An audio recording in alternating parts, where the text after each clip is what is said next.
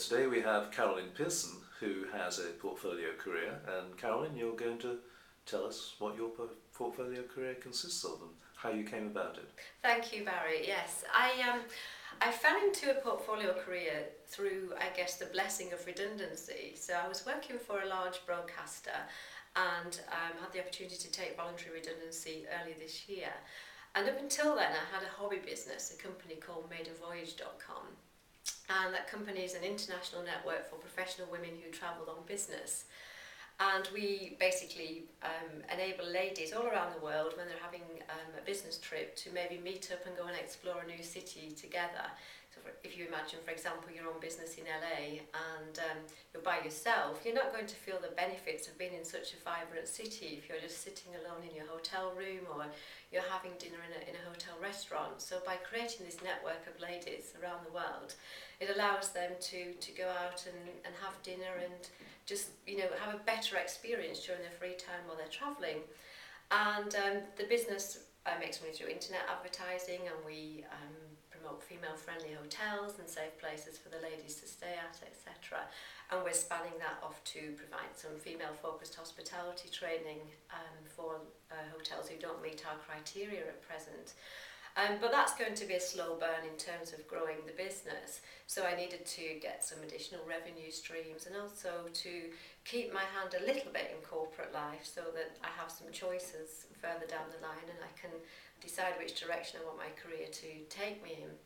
So I've secured also a contract with another broadcaster, and I'll be doing some senior technology management work there for 3 days a week, which is great. So that gives me some continuity and some stability, and to be in a place at fixed times on fixed days, which sort of working for Maiden Voyage doesn't give me.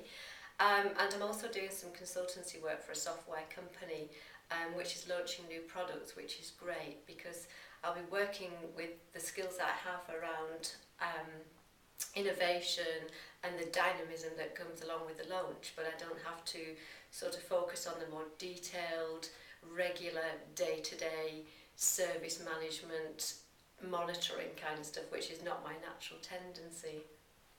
So I would say that what I like about having a portfolio career is that I can do the things that I enjoy and therefore I'm good at them, and the things that I'm not very good at I don't have to do anymore. Whereas if you're working in a full-time position, you have to take the rough with the smooth or the bad with the good. There are always boring jobs to be doing, and you can delegate some of them, but some things you just have to deal with, and having a portfolio career just gives you that freedom. So your portfolio career is still quite new for you? It's very new. When does it date back to, would you say?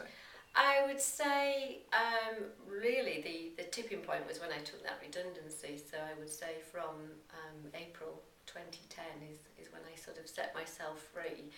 And of course I had the padding of the redundancy money to cover the time that I was taking to look at growing my business.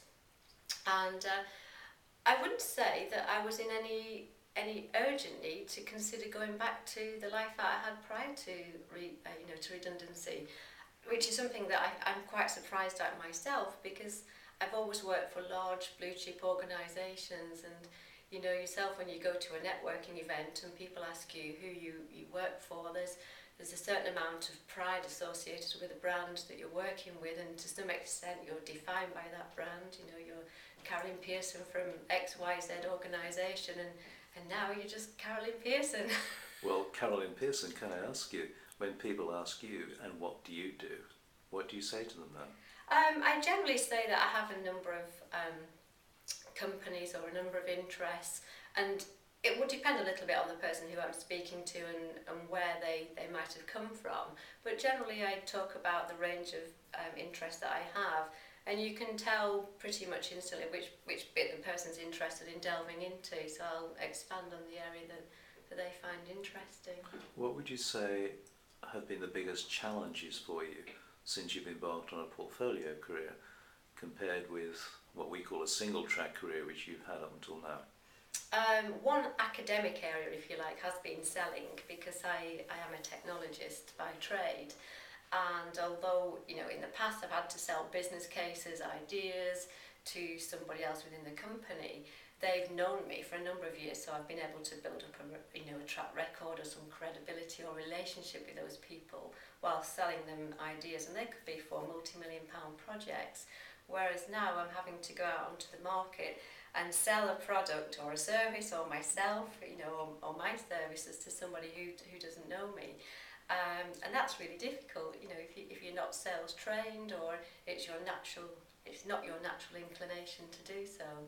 And the other area is more soft in terms of how I structure my day, which has positives and negatives, because I like to do some exercise or some personal growth or some self-improvement stuff, learning languages, or looking at the softer skills around life and emotional intelligence and things like that.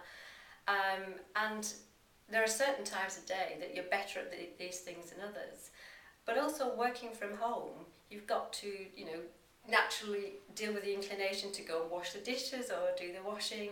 And I could find myself being really busy for 10 or 12 hours and not understanding what I've actually achieved that day. So it's really about, I hate routine, but to kind of get some kind of structure to my day and have goals, I guess, for what I need to achieve within a certain week. Well, that's fantastic, Carolyn. For everything I've heard, because Carolyn and I have been talking quite a lot before this, and I'm sure you're going to have a brilliant and most successful portfolio career. Thank you. Thank you. Thanks, Barry.